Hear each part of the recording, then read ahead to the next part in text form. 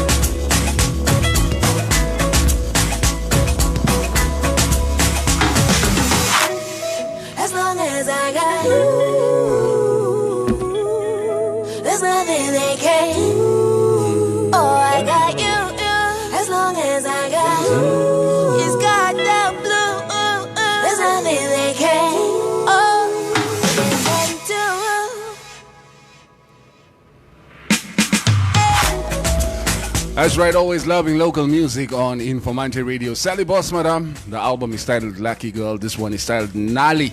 We also checked out Ethnics with Walengwa right before this one. Good morning. Welcome to the morning mix on Informanté Radio. We haven't done this in a while, actually. Yeah, it's sport. Yeah. I think what's fair to say is that we really waited for sport to pick up. And it's surely picking up now. Now we have our first sports show. Yes. The sports news is back on the morning mix. Sports on the morning mix. All right. It's actually been a while since we've done sports. There's a lot that has happened since the last time we actually talked sports. For starters, you guys appointed a new manager. Arsenal appointed a new manager recently. Arteta, sort of a legend at the club also. Mikel Arteta. Yeah. And what is? Yeah. How have the results improved since the departure of Emery? I just want not to be relegated this season. That's all I'm saying. You guys are far from relegation. That's how bad it is at Arsenal at the moment. I'm just, I'm just a normal spectator of soccer at the moment. There are so many other results that we will be speaking about because I think there's one result that's on the lips of everybody this Monday morning. But to come back to Arsenal, Cubase, I think the club, I say again, like I said the other day, you know, when Arsenal decided to build that stadium, the Emirates Stadium, it was the reason why they built it was to propel the club going forward, and they built an £800 million stadium. But as a result, the club could not progress in buying quality players from there going forward. Too much money went into the stadium. Too much money went into the stadium. So as a result, the legacy of Wenger sort of regressed up until the point where we are now today, where we're just buying fringe players here and there, and streetwise 2 combo players and stuff like that. So, maar ons gaan aan. Ons is nou waar Liverpool was in 2001, 2002. And look where Liverpool is now. Rebuilding. Rebuilding. 2001, 2002. That's like, it's 18 years ago. Those were the golden years of Arsenal. So it's going to take you guys 18 years to get back there. Reality. Cuba is reality. And let all these Man United and Arsenal supporters who are listening now, ons moet net aanvaar. There's one team that is riding, that golden wave at the moment, and it's Liverpool. Do you think it's safe to call it already? Liverpool are definitely going to be Premier League champions this season. Yeah. How many points now? 16? 16 points. I think they got like 2 games in hand or whatever. Or 1 game in hand, I think. Or whatever. I mean, Leicester lost yesterday. City. Wie is derde? City het draw. En wie is vierde? Chelsea het geflop. Wat vierde is? No, man. I don't think anyone is going to catch them. So I think we're going to jump the gun here and just say congratulations to all Liverpool fans. Early on. Daar glij iemand weer. Steven Gerrard. Man, we don't need this now. Oh, man. There were some interesting results this weekend. Of course, last night was a big derby between Liverpool and Manchester United. I guess the result was never really in doubt with the state of the two teams at the moment. Liverpool having 2 goals disallowed, but still walking away. 2-0 winners at the end of the day. I didn't really watch the match. I just caught some highlights at halftime. But I was excited to see, of course, Barca, who played late last night. So, yeah. QS, I have to say, to come back to the Liverpool-Manchester United game, I watched the game in full yesterday. And it was... I don't watch a lot of football lately, but that game I watched last night. QBase, the level of intensity that Liverpool plays is just unmatched at the moment. They move the ball around so fast that I think that first half it should have been 3-4-0. But then again, Man United slowly got back into the game and they really took it because we sort of forgot that this is a derby. Yes. So and United played well, but yo.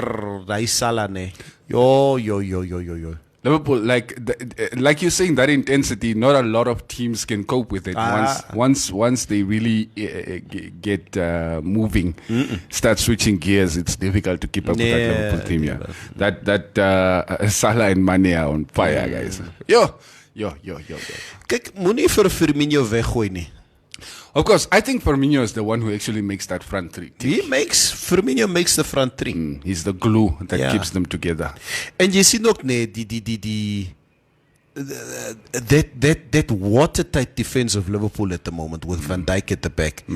He just seemed to marshal that defense with such confidence there at the back. Die bolletjie word net so easy. Hey, he seems like he's so easy on the ball. Easy. Easy. They deserve what they have now. Maar soos wat ek en jy gepraat het, they already won the Champions League. Last season. Klaar. Hulle gaan hom hierdie jaar wen. Ek soek die storie nie. Hey, Liverpool. They're not retaining it again. They're not retaining it. I want them to win the league, finish and klaar, so that this beef between them and Man United supporters can stop. Klaar. I think they have already won the league. They've won it. They've already won the league. Nobody can catch them. I mean, City, maybe Leicester, but City was the most likely to try and put some pressure on them, but they seem to be slipping up unnecessarily. Like, I mean, this weekend they succumbed to an own goal from Fernandinho. I saw that. They're leading 2-1. But yeah, like I said earlier on, Aguero is officially the top foreign goal scorer. He surpassed Thierry Henry about a week ago. Yeah, he's a good player. But City, it's not their year this year. It's ook klaar daar so. Aguero is a brilliant finisher. In the box is if he's on your team, he's the one player you want to get the ball at his feet. So as you know, happy no? Jay. Yeah, of course. The checkers must weg. Why would I not be happy? I watched the match last night. I was up till late. Me too. I finished the match. I watched the Barcelona. What's the team that they played against? Granada. Okay. They beat us 2-0 at their home ground in the beginning. I think the second match of the season or something like that. But yeah, I have mixed feelings about the match, to be honest. Die man het post geslat, joh. De laatste 15 minuten. Ek het Wat gaan jy aan? But I like the intensity with which Barca approached the game. Yeah. You can definitely see what Setien is trying to implement. They're closing down the ball much faster after they lose it. They're closing down as a pack in the opposition half as well. And that's how we created most of those chances. Just even the goal came from just closing down, winning the ball back, and moving it around quickly. It was a suffocating period for Granada. Yeah. very, very suffocating. I watched that, especially the last 20 minutes, and Jan Granada hit them on the counter.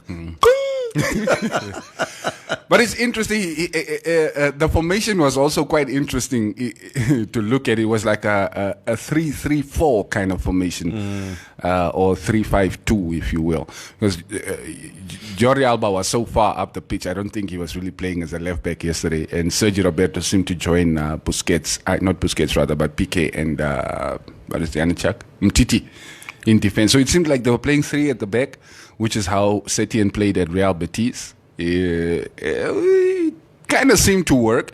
I would like to see how he is going to play them once everybody is fit, once De Jong is back, Arthur's fully fit, Ousmane Dembele is also back. Yeah.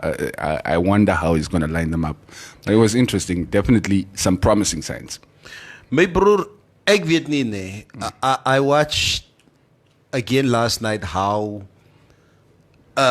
pivotal Messi is to the Barcelona attack. Yeah. As die mannetjie gaan eendag van Barcelona af. As hy retire. As hy retire, ek weet nie what's going to happen to that team nie. I feel that's oor genoeg replacements. I like, look, here's the thing. Here's the thing, right? When Messi is on the pitch, obviously you're going to want to give him the ball. So Die mannetjie is just... Yeah, like, I mean, he's the best player on the pitch when he's on the pitch. I mean, some would argue he's the best player on the planet.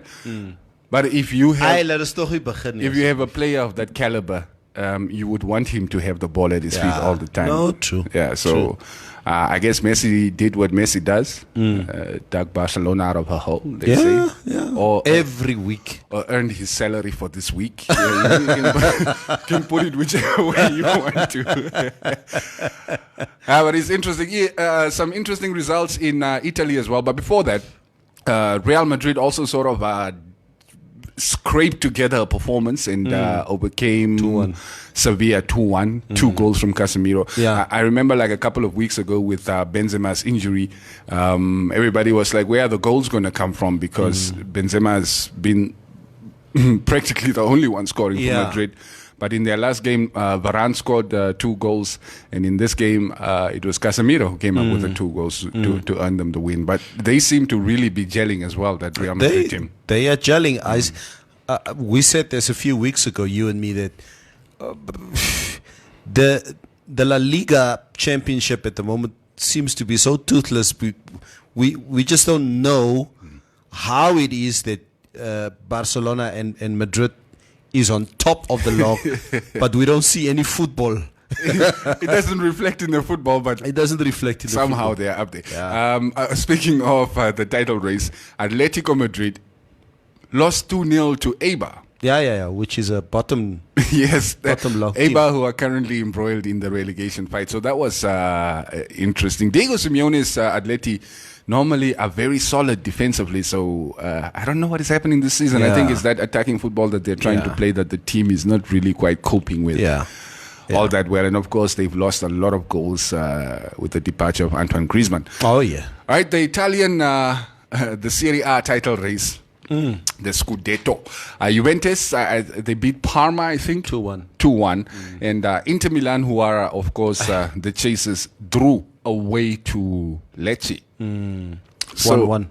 That's quite interesting. Lazio, I think, played earlier on Saturday. How did they play? I think they won. Because they were also just about 5 points. I think they won. Behind I think they had a Juventus comprehensive victory, like 5-0 or something. But that team is one to watch out for. Lazio. That Lazio team is one to watch out for. Immobile is on fire. No racism in Italian football this weekend. Balotelli was sent off. Hij was mos afgestuur 7 minutes after coming on. I don't know what he did. I saw the story. I didn't read it. Kom check on it. Let me give you an update. Mario Balotelli's match lasted just 7 minutes before he was sent off in Brescia's 2-2 draw against Cagliari on Sunday. Cagliari, of course, are the infamously racist team in Italy. There you go. Balotelli came off the bench after 74 minutes and was shown a yellow card for a high tackle.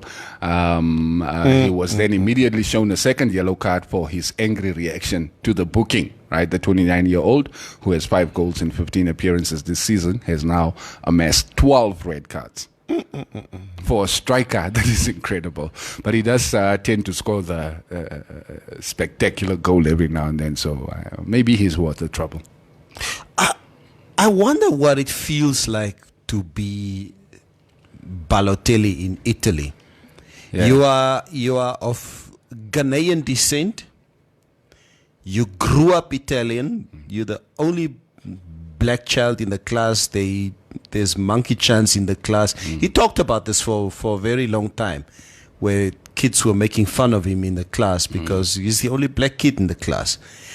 So much boiled up anger that you grow up with. You take that on the football pitch.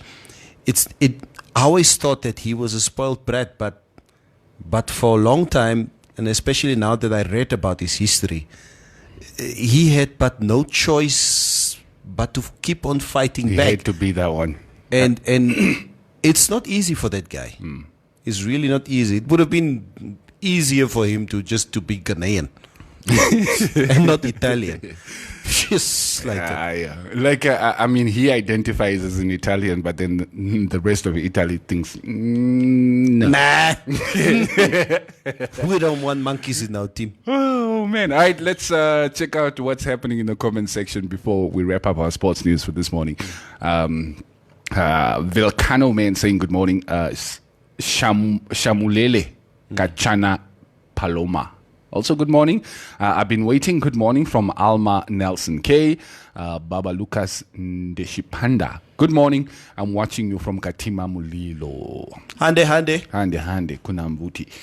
Tenga Kea saying good morning, crew. Charles Frederick. Moro. Visdi Antwi Dennis. Watching live from Accra, Ghana.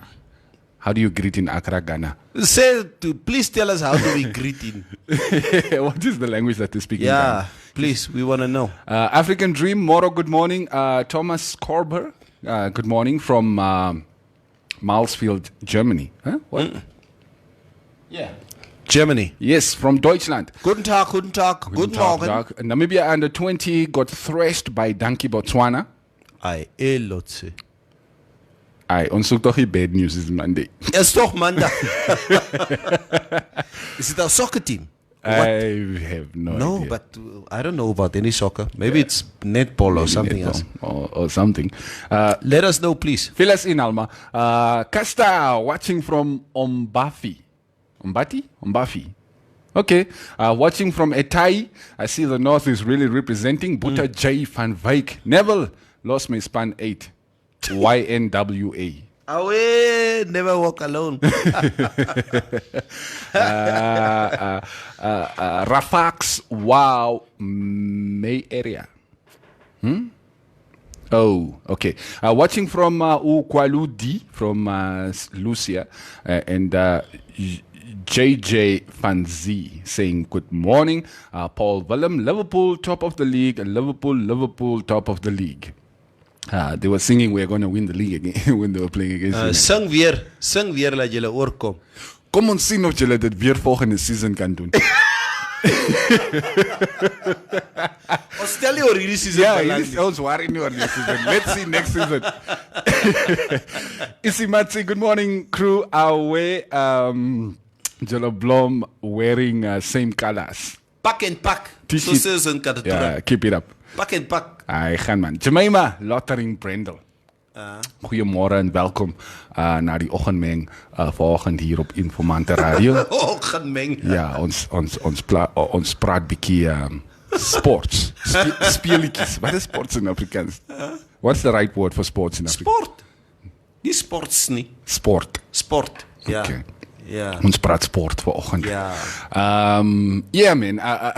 There was something I saw. What is it? The Superhero Sunday or what is it? That's what I wanted to just quickly also just touched on because I started watching the rugby games as from 1:00 yesterday afternoon.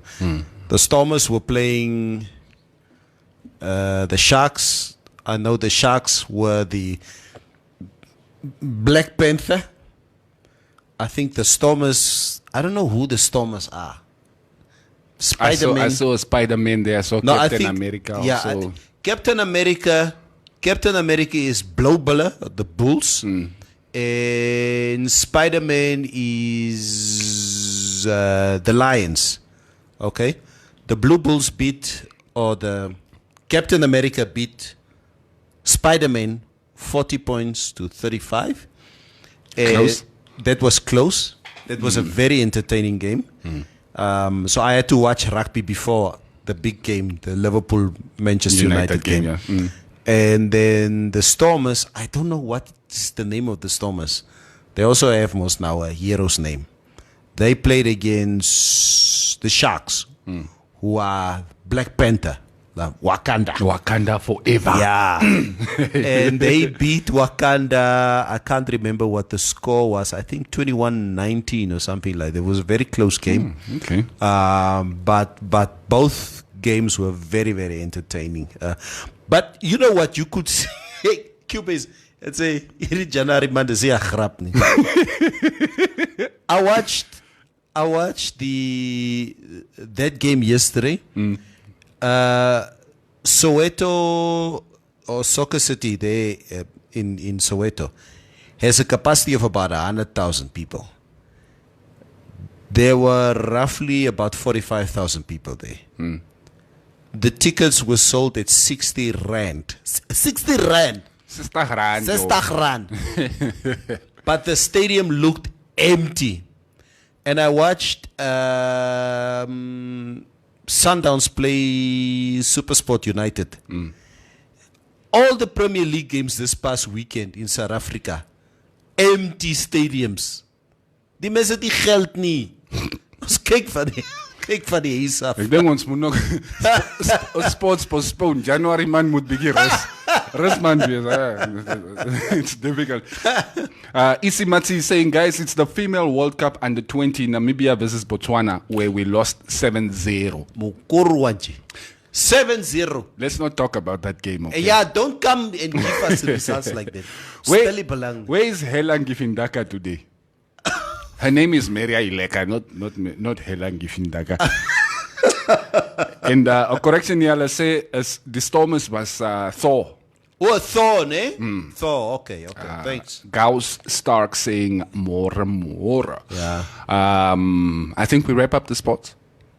Yeah, the Australian Open tennis will start shortly.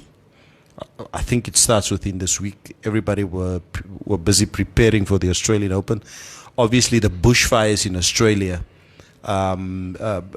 taking quite prominence at the moment, when it comes to news coming from Australia. And I know a lot of the tennis players were really concerned about smoke inhalation because you have this big dark cloud hanging over Australia at the moment because of the bushfires. But thank God, some welcoming rainstorms, not thunder, but at least some showers. To calm the fires. Yeah. Sort of opened the heavens in the last couple of days. So we are extremely thankful for that. So, locally, we're still not too sure what is happening in local football. And don't ask me anything about the administration of local football. I'm not a shareholder. Lost mate. Right. Yeah. I'll say nothing. It's fine.